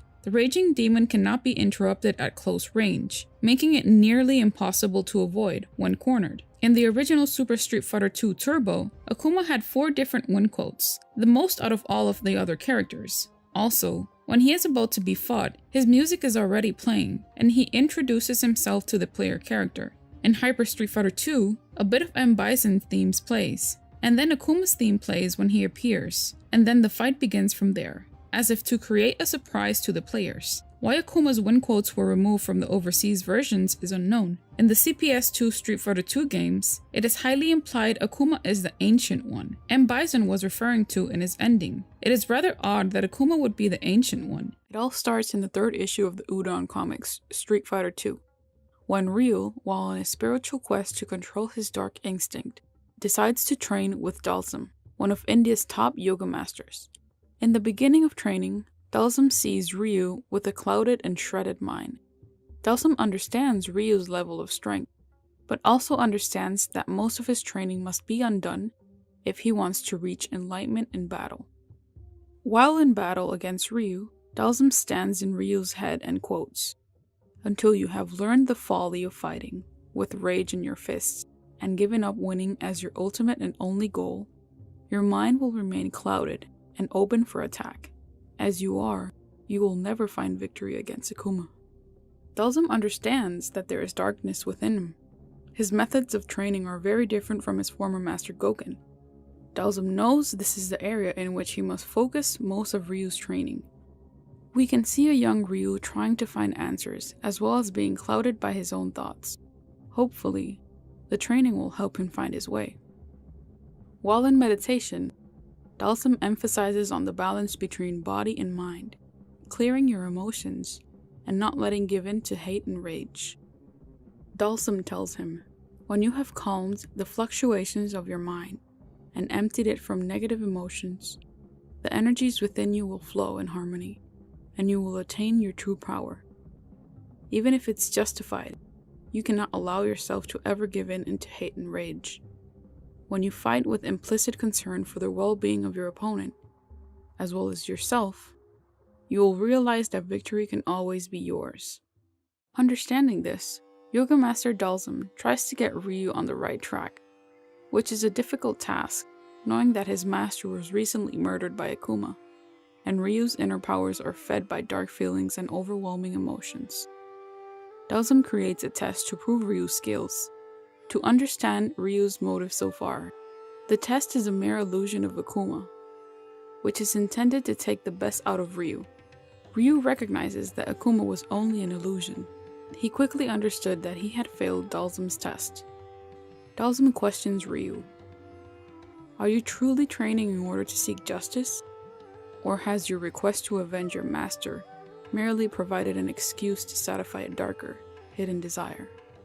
Knowing this fact, Dalsum understands that his training will be meaningless to Ryu, since he is full of hatred and only follows the path of vengeance for the death of Master Gouken. With that in mind, Dalsum stops Ryu's training, stating that he can no longer continue. Ryu must first sort his feelings before he can move to the next step of enlightenment. Ryu, saddened and confused, replies to Dalsum, "Perhaps it's not my fate to defeat Akuma. Master Gouken was the only one who ever did, and he is no longer here to show me the way." Or so he thought. Dalsum knew someone else who had defeated Akuma. Ryu was begging to know the person's name. Dalsum states that the man he wants to meet is just as dangerous as Akuma. Granting Ryu's request, he lets Ryu choose his own destiny, giving Ryu the information of the fighter's location and name. Arriving at the location, Ryu senses the person and says, "I can feel a fighting aura resonating behind me. Could it be as powerful as Akuma's? Are you Gen, the man who once defeated Akuma?" In the Udon 2 Street Fighter II, issue number 4, we find that Gen is explaining to Ryu how everything came about. Gen explaining to Ryu, "My life was very different when I first faced the man you speak of, Ryu. At that time in my life, I had long since mastered the deadly arts that I had dedicated my life to, but I still hungered for battle. That hunger was what brought me to face the most dangerous and deadly of fighters. Opponents I hoped would present a worthy challenge to me, and this Akuma who challenged me was worthy indeed. Never had I fought someone with such ferocity and rage, such precision and speed, or such power. I thought I had finally met an equal who could provide me with what I sought, the possibility of defeat. At that time, Jen was an undefeated martial artist in its category. His abilities surpassed everyone, longing for a worthy opponent. He explains to Ryu, "I remember tasting the pain of battle that had been unknown to me for so long. Akuma reminded me what it felt like to be in a battle, in which the outcome was uncertain, and achieving victory would require exploiting my abilities to the fullest extent. I was grateful to him for reminding me of what it was to fight, but Akuma had not yet mastered his dark power. The same murderous intent that filled my own fighting style had not yet matured within him, and I took advantage of that fact. But Akuma had somehow done what no one else ever had. He had survived the deadliest of my techniques. I could have finished him then and there, but I was far too intrigued by his abilities to end his life. Instead, I spared him, agreeing to face him again after he had mastered his arts."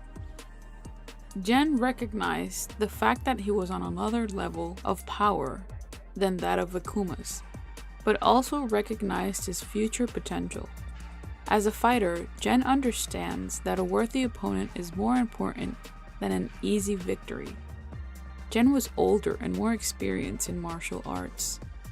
Akuma might have been younger and stronger, but this time Jen's experience and superior ability destroyed the raging demon to the point of live forgiveness. Well, Jen was known as one of the legends in martial arts in his native Hong Kong area. He is also known as the man who killed hundreds and the great legendary assassin from the underground world in Hong Kong. His reputation was of an invincible warrior whose skill and technique earned him the name the Devil of Hong Kong. Jen has proven to be one dominant opponent, a Street Fighter character that with his power and technique outsmarted the legendary Akuma. We have seen Jen's true strength of his lethal technique, to the point that Akuma was nearly finished. He only survived by Jen's mercy. Akuma is a strong fighter, but at the time he was no match for the force of Jen. Let us analyze Akuma's backstories, where he may have been seen as one evil person. One of the most popular stories in his encounter with his former master, Goutetsu, in which he died by the hands of Akuma.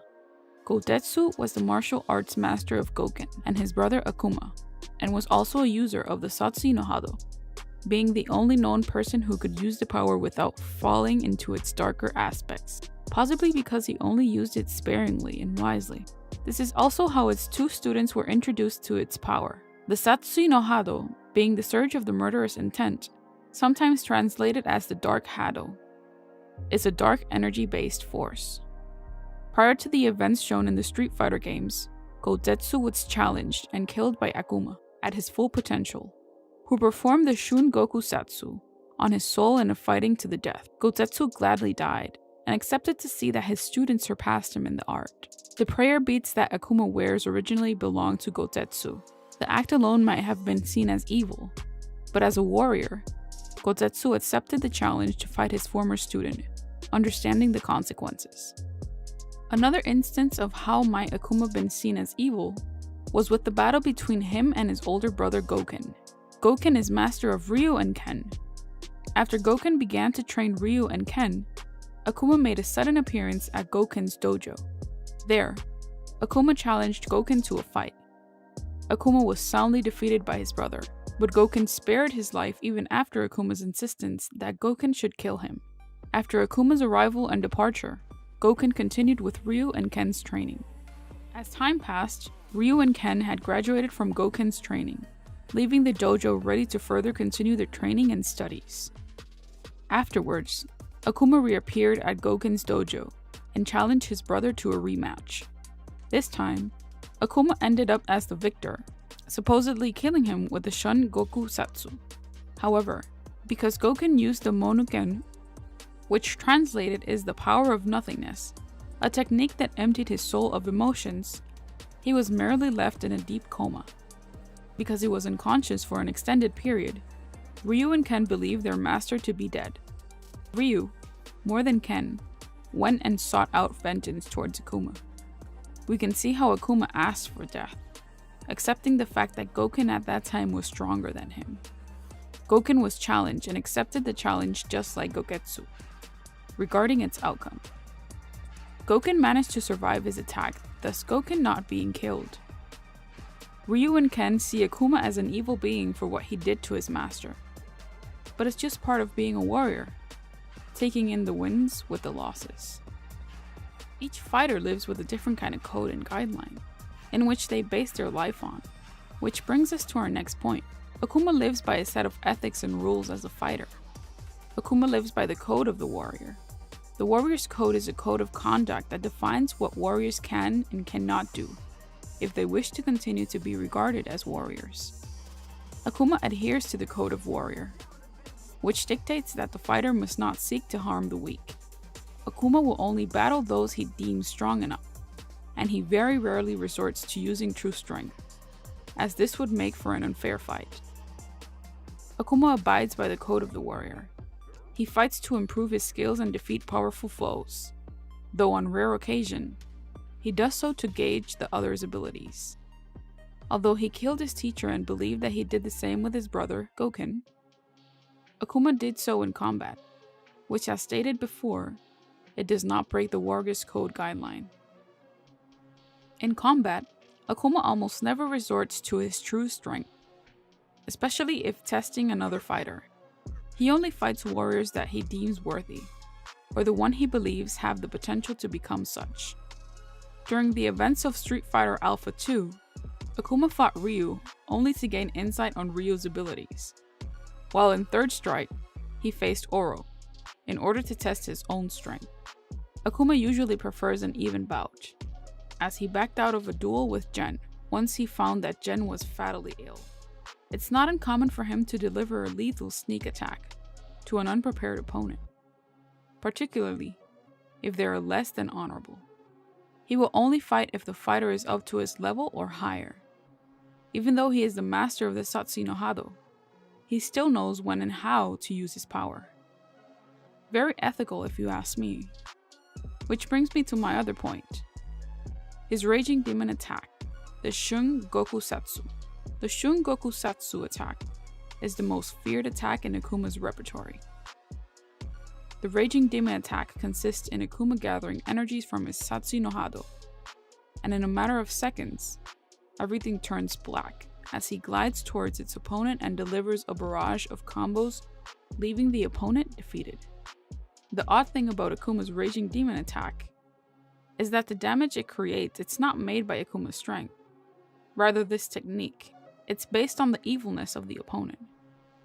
According to Street Fighter lore, the Raging Demon is karmic in nature, with the move channeling punishment, based on the weight of the sins that dwell within the soul of the individual being attacked. Another reason you can say that he is evil is that he uses a technique that punishes a person based on the evil thing that person has done. In a way, you can say that he is the opposite of evil. As stated by the definition of evil, which is immoral and wicked, I do not find Akuma neither of those. I find that Akuma is a misunderstood character in the Street Fighter series. That is what makes Akuma one of the most illest characters on the franchise. He is neither evil or good. Akuma is just Street Fighter's ultimate warrior. We will start with the concept behind Oni and its creation. As stated by fandom, Oni are lightning-affiliated demons that are mentioned in the Shinto religion and Asian mythology, said to be fearsome giants with fangs and horns that once terrorized and pillaged villages and travelers in ancient Japan. Shinto considers impurity and pollution as unholy states of being that demons and malevolent spirits are attracted to or even born from, while the devil, the meaning of Akuma's name, and Oni are two distinct creatures in Japanese religion. The idea of Akuma becoming a demon might be considered to be fulfilled in Oni. The developers may refer to Oni as Akuma beyond Shin Akuma. Oni's full name can also be a possible nod to the Shun Goku Satsu, since Kuru means mad or violent, and Oni can mean demon or ogre. Though the character's motivations draw much more from the Shinto Oni, his visual aspects still bear significant resemblance to that of Akuma and the Buddhist Gongorikishi, or Neo. His design is also evocative of beings such as Fujin and Raijin, the Shinto gods of wind and thunder respectively. as well as ancient art examples of strong warriors. Characters with similar inspirations include the Black Oni from Onimusha, Dawn of Dreams, Demise from The Legend of Zelda, Skyward Sword, and Aku from the Samurai Jack series. Appears as a far more muscular and noticeably larger version of Akuma. He has dark blue skin, glowing yellow-red eyes, and glowing, spiky shoulder-length hair, fangs and short protrusions on his forehead, resembling growing horns. The top half of his gi has been blown off by the amount of dark ki he emanates, showing off his musculature. The prayer beads that were once around his neck now float about disconnected around his body. He also has claws on his fingers and toes, and no longer wears sandals. His voice also sounds much more demonic. While Akuma has a blood red aura, Oni possesses a deep blue aura. When using fierce attacks or powerful physical attacks of any kind, his arms and legs glow a superheated color. While it is difficult to spot, the kanji of heaven also appears on his back during the same animations, seemingly having branded itself on his back. Oni has discarded his remaining humanity, saying that it is of no use to evil incarnate. His identity as Akuma and his prominent moral code as a warrior. He will fight anyone to the death, regardless of conditions, rather than seeking out worthy opponents to fight in a fair match. His presence is such that certain characters even refer to him as a god in their win quotes. In addition, he now talks in the third person more than usual, although sometimes he will talk in complete sentences. He also restrains some of Akuma's personality traits. Despite calling himself evil incarnate, he still shows strong hostility towards villains, such as Seth or M. Bison, who Akuma despises for taking shortcuts to attain their power. He is also visibly pleased to see Ryu given to the Satsui no Hado, based on his pre-boss match dialogue with evil Ryu. In Akuma's Street Fighter Tekken ending, he faces a Pandora version of Oni, which he aptly refers to as nothing but a shadow. The Oni that came from Pandora's box was Pandora's energy responding to Akuma's desire for a battle that will cost him his life. In Street Fighter IV, in his intro, his roar echoes throughout the night. Instantly after, his presence caused the explosion of a nearby tree and the death of a bird. He then looks up and proclaims that he is evil incarnate. In his ending, he stands in the center of a volcano. Then he only jumps up and chops the ground with his hand, resulting in an instant eruption that engulfs him in lava.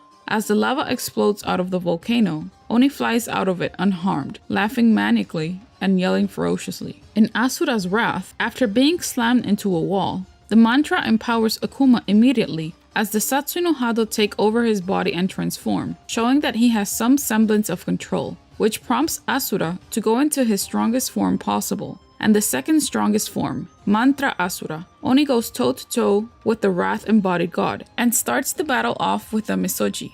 The battle ends when both fighters wrestle each other while blasting through the Earth's atmosphere and crash land. Still struggling, the struggle lasted 500 years, still not ending, as they are reduced to their normal forms, and they are now almost statues covered in moss. Both suddenly start to move, as then both fighters throw a punch to each other's faces, ending the episode in a cliffhanger. Oni also appears in Denna's mobile RPG, Blood Brothers 2. Let's start today's episode with a description of the Satsui no Hado. In the mainline games, the Satsui no Hado is rarely discussed. It is described, however, as taking the spirit of killing the opponent to its utmost and transforming it into a physical power. A martial art made towards killing, specifically the Anatsuken, is infused with its power upon its founding, and its techniques ultimately have the potential to evolve into the Satsui no Hado due to its originating intention. The Anatsuken is a Japanese linguistic term used to describe the assassinations arts, which consist of any martial art developed with the intention of slaying an opponent. Alternately, according to Seth in Street Fighter IV, The Ties That Bind, his definition of the Satsui no Hado has him describe it as a power rooted in the darker natural basis of the human instinct, including competition, survival, to trample on, impose, and thrive over opposition, and the manifestation of destruction born out of conflict and fighting. The physical and mental changes of the Satsui no Hado.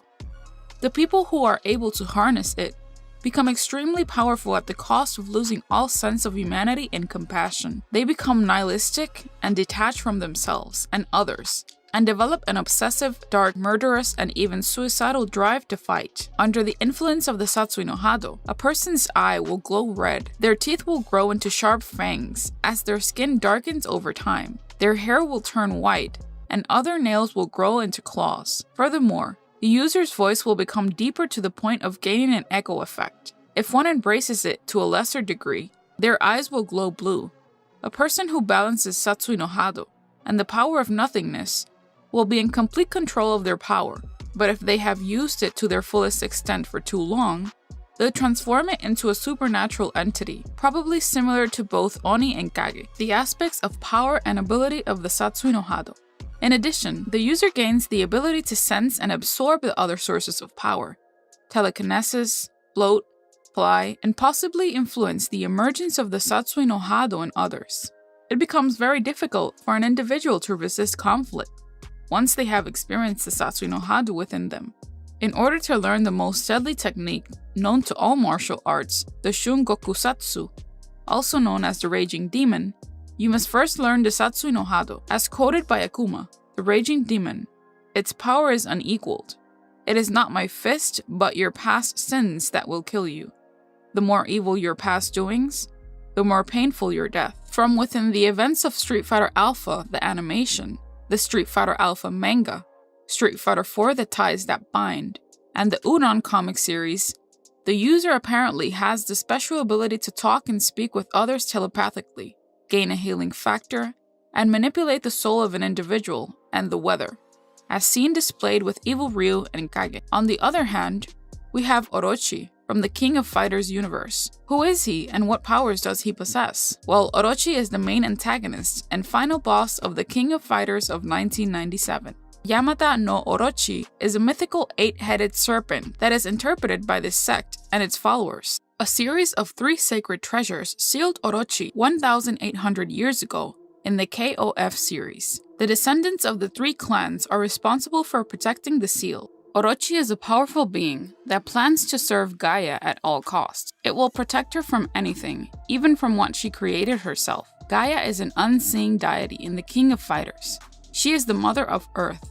It is even hinted she created Earth and the spirits of nature. In other verses within SNK's massive multiverse or higher, it shows no mercy to humans, citing their sins and their harmful, self-destructive acts, although it grudgingly does acknowledge their potential to be able to change for the better, holding on to some hope that humanity may one day understand the pain of nature and tell them that they still have a chance. Orochi by itself is not a sinister being, and only desires balance between man and nature. Its powers.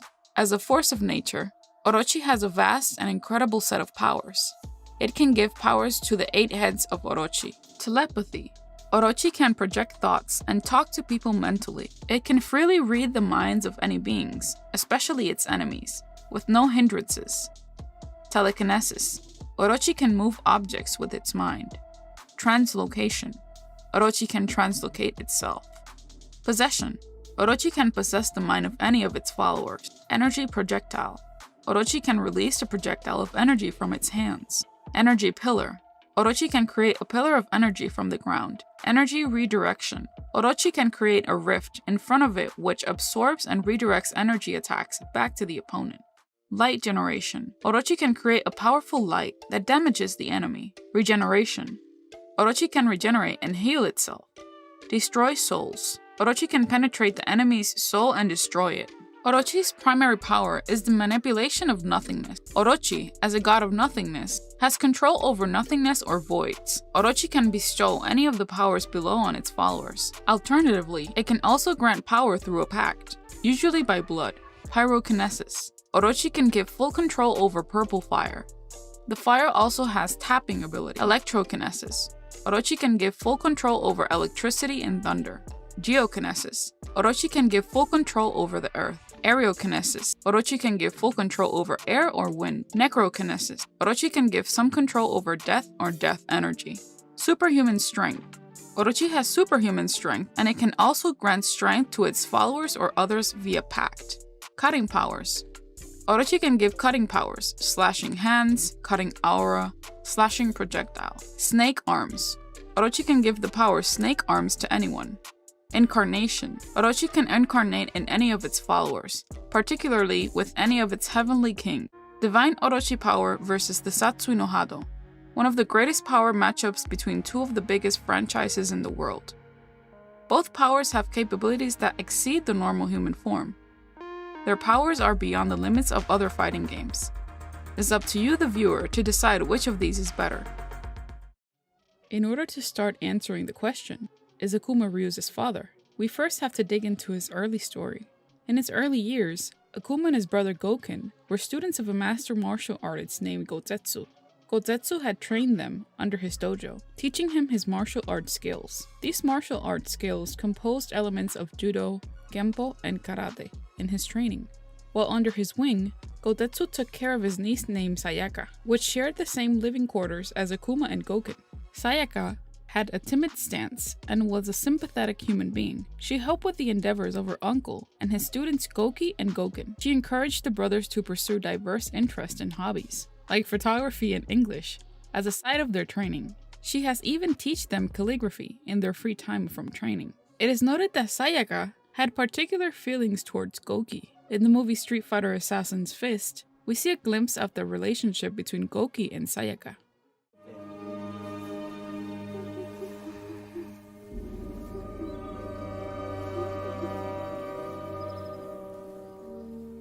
Great, right? This scene shows another side of Goki, a more loving and compassionate side. Now, a while after the calligraphy class, Goki leaves abruptly, writing Metsu in his paper.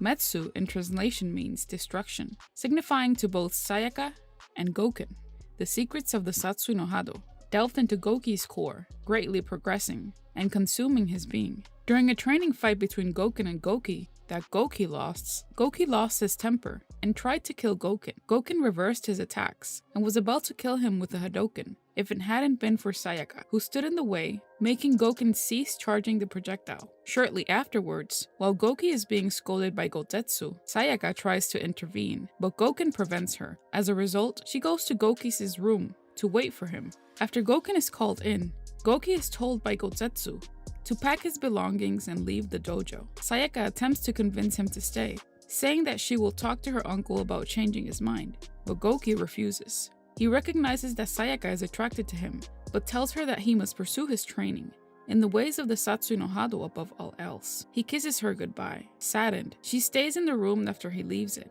and is soon found by Gouken, who she is angry at for not defending his brother. When Goki begins leaving the dojo grounds, Sayaka runs to catch up with him, to give him a basket of food for his journey, and a piece of paper with the kanji symbol heaven written upon it, symbolizing his quest for immortal glory. This is the infamous kanji symbol that glows in the back of Akuma after his raging demon attack is unleashed.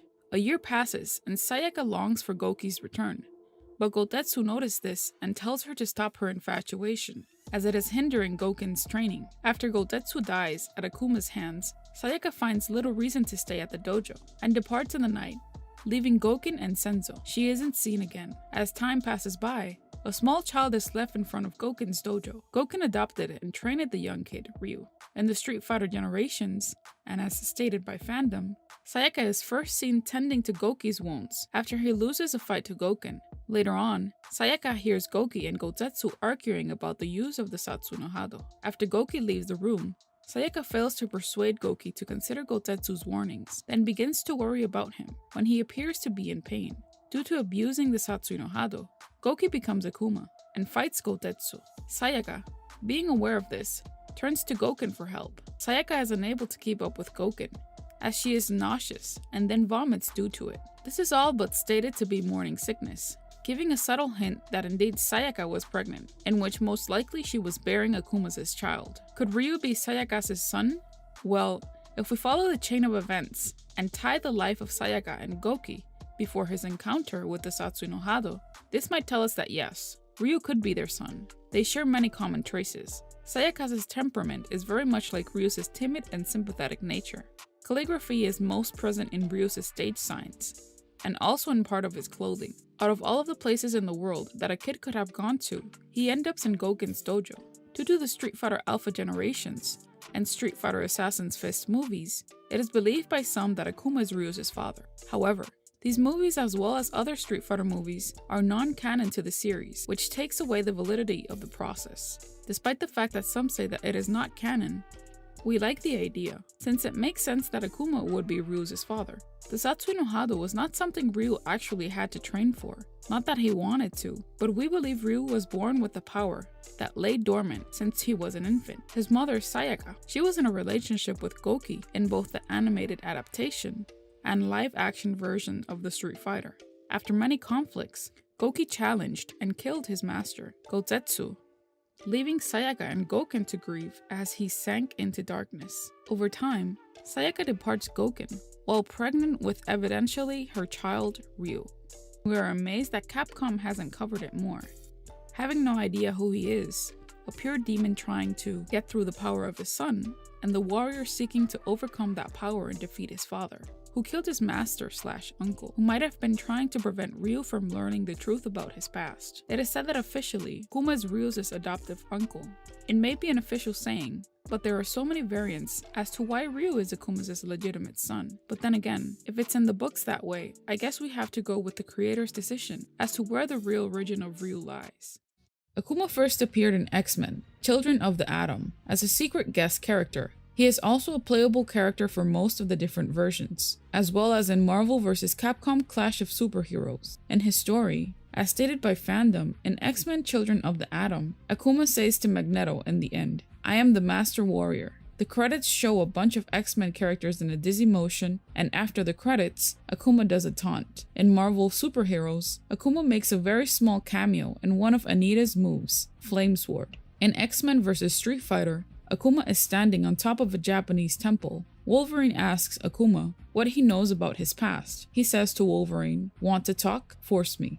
After that, they start to fight each other. In Marvel Superheroes vs. Street Fighter, Akuma has another form, who served as a final boss. He also appears alongside Dark Sakura when you fight her after reaching certain conditions, and in Dark Sakura's ending, in the Japanese version of this game. We will go deeper on Cyber Akuma later on the video. In Marvel vs. Capcom 3, Fate of Two Worlds, Akuma notes that no one else is left to rival him on Earth, and prepares to journey through the galaxy to find a worthy challenger, leaving behind the bodies of Ryu, Wolverine, Captain America, Chun-Li, and Spider-Man. This mimics his ending in SNK vs. Capcom, SVC Chaos, where after he finds out no one is left to rival him on Earth, he goes back to heaven to challenge Athena's master. In Marvel vs. Capcom Infinite, although Akuma does not make an appearance in the game, the Satsui no Hado plays a part in the story. Ryu seems to use little bits of it to fight against the maverick-infected Darren Moran, alongside Hulk and the Monster Hunter. When Jeddah invades Avengers Tower to destroy the base along with the other heroes and Thanos inside,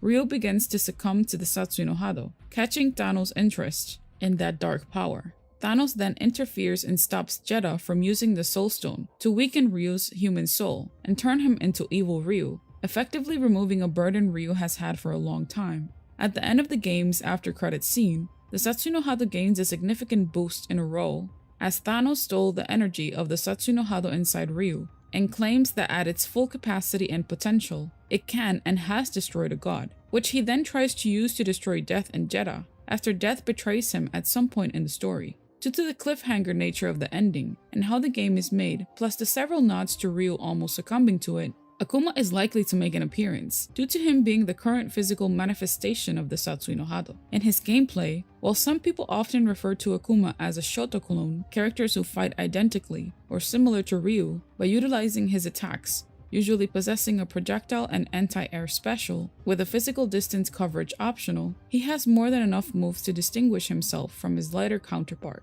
utilizing a very different playstyle. Back in his earlier appearances, Akuma/Goki simply had his moves as a combination of both Ryu and Ken's. His low health, story-wise, is shown to be Akuma holding back his true power in order to enjoy his fights. Most of his recent versions are often balanced, though some game-breaking tools still tend to exist. In the Street Fighter Udon comics, Cyber Akuma appears in the backup story of Street Fighter Unlimited number 10, where he battles Ken alongside other non-canon characters Mech Zangief and Zero Akuma. The story's ending reveals that the whole thing was actually an unreleased video game, inspired by Street Fighter 2010, being played by Mel Masters while Ken and Eliza watched. Another version of Akuma is Cyber Akuma, mechanically enhanced by Apocalypse. Cyber Akuma's upgrades include a mechanical right arm, dubbed Booster Rocket, metal wings, and 4 extra arms that are only seen in one of his win poses. His first appearance was in Marvel Superheroes vs. Street Fighter as the final boss. Because of Apocalypse's control over him, Cyber Akuma's personality is vastly different from that of the original Akumas, being more surreal. This is the mecha version of Akuma called Zero Akuma. Zero Akuma is an extremely powerful mech based on Akuma, featured in the game Cyberbot's Full Metal Madness. It featured a unique playstyle similar to Street Fighter's Akuma, as well as a unique life bar design. Zero Akuma's powers and abilities are flight, weapon mastery, energy manipulation and energy projection, martial arts, force field creation, and explosion manipulation. It all starts in the Udon comic Super Street Fighter Volume 2, Hyper Fighting Round 3, The Arrival. As Oni and Evil Ryu are about to square, Oni tells Ryu, "I have watched your journey, Ryu, and now that you have reached your potential, I will bring that journey to an end." As Oni dashes towards Ryu, he acknowledges his strength, but his fighting spirit does not care about it. His main focus is to destroy Evil Ryu once and for all. As they interchange punches with one another, Evil Ryu responds saying, "No, this is only the beginning. Ryu is dead, and with him the limits of what I can do and what I can annihilate. Whatever you are, either man or demon, you will be my first victim." The context of the death of Ryu can be taken in a philosophical way. Ryu's old ways are gone. The only thing that is perceived is power and destruction. This version of Ryu is not holding back. He is letting the Satsui no Hado engulf his being. Oni answers right back at Evil Ryu. While devastatingly beating him, he replies, "Limits? Fool. I am the one who is no longer enslaved by the boundaries of human frailty." Oni explains he is Akuma in his godlike form, being completely immersed in the Satsui no Hado. In Oni's mind, the real presence of the dark intent lies within himself. Evil Ryu is yet to be at his level. While Evil Ryu has the opportunity to attack Oni, he replies, "If you claim to have evolved beyond humanity, let me put that to the test." As Evil Ryu is destroying Oni, he gathers up his strength to finish him off and he says, "Let me see if you still bleed," in a sarcastic vile tone, knowing that he has the hand in the fight, and that it is impossible for Oni to evade his shot. Surprisingly, just before Evil Ryu's descent, Oni manages to dodge his attack, and dashes behind Ryu and tells him, "There will be blood spilled, but that blood will be yours," as Oni slams Evil Ryu's face to the floor. Ryu manages to get up and retaliate as he shouts, "Enough. The time has come for me to reign over this world. Your time is over, Akuma." Oni, while blocking Ryu's shots, gets back and says, "You will pay for your insolent pride. You came from nothing, and I will return you to nothing. Ashes to ashes." As Oni prepares to unleash his Mei Dogo Hado on Evil Ryu also counters back at Oni, both of them displaying great levels of energy. Bystanders like Guile and Alex say, "So much power, how is it possible?" Urien replies, "Fools, you know nothing of power. But with this much chi acting like a beacon, I'm sure you will see what power is soon enough. He is already here." Who is Urien talking about? The arrival of who? As Oni looks up to the sky and angrily shouts, "Who dares interrupt?" Ascending from the heavens, Gill replies, "Children, you would be wise to show more respect when addressing your god, especially when I have graced you with my presence before the prescribed time. There will be a place for those of your strength, but the time has not yet come for power such as yours to be wielded so wantonly in this world. The new dawn is becoming, but it has yet to break." Gill interferes Oni and Ryu's fight. Oni without hesitation says, "A god, allow me to drag you from heaven and into hell." While on the attack, Gill manages to cancel Oni's attack, freezing him completely and says, "So little faith. Perhaps you need a demonstration to cleanse you out of doubt." He proceeds to tell Ryu, "Ryu, do you also require a taste of the divine before you become a believer?" Gill is very confident of his abilities. Evil Ryu does not miss the chance and attacks Gill, replying, "The only thing I believe are in violence and destruction, and death. These are the gods I worship." Ryu, at this moment, is trying to hit Gill, but nothing seems to hurt him in any way. Gill speaks to Ryu and tells him, "Do you not see that these are false idols?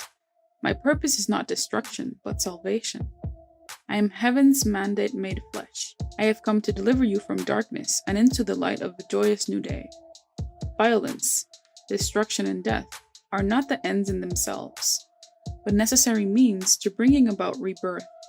Gill seems to be using a violent method to convince Ryu into salvation. Gill exclaims, "So it is written, the new world will rise up from the ashes of the old." Oni manages to break from his frozen state and yells, "Enough of this fanatical nonsense." Evil Ryu says, "You will die by my hand." Oni and Ryu, both in their raging demon pose, attack Gill, but Gill manages to cancel both attacks. Incredible feat made by Gill. He has managed to null the strongest attack from both fighters. "Seems to me, the Udon Comics version of Gill is super." Gill exclaims, "For those as gifted as you, there will be a high place in the society's new order. In service of your sovereign, you will help me bring peace to a world fraught with imbalance and chaos. But until your Lord Gill calls to rouse, you be silent." Gill brilliantly manages to reduce their level of strength in the fight. We can see how Oni lowers to his Akuma form, and Evil Ryu lowers to his normal Ryu form. Alex gets in the way of Gill, but manages to get destroyed by him. Akuma, with rage, tries to attack Gill, but all of a sudden, Gill rises up to the sky and glares everyone with his seraphic wing expansion. As he tells Urien to go, they manage to leave, but Akuma, in rage, follows them. For us, it is kind of odd that Udon Comics made Gill extremely powerful. Ryu and Akuma's forms are one of the strongest in the Street Fighter universe. Sure, Gill is strong, but they could at least have the fight be a little more diverse. The fight felt completely one-sided. So what did you like about Akuma? Let us know in the comment section down below. Don't forget to subscribe and hit that notification bell to stay up to date on new theories and info. Thank you for watching. This has been your Street Fighter host. Welcome to the center stage. Our new Discord server. There you can talk with us, chat about current events going on in Street Fighter, information, theories, and lore. We'll leave the link in the description box below. We want to thank everyone for tuning in and becoming part of this Street Fighter community. We want to thank you for your positive comments towards our channel because it only habilitates us to grow even more. From the Street Fighterverse crew, we thank you.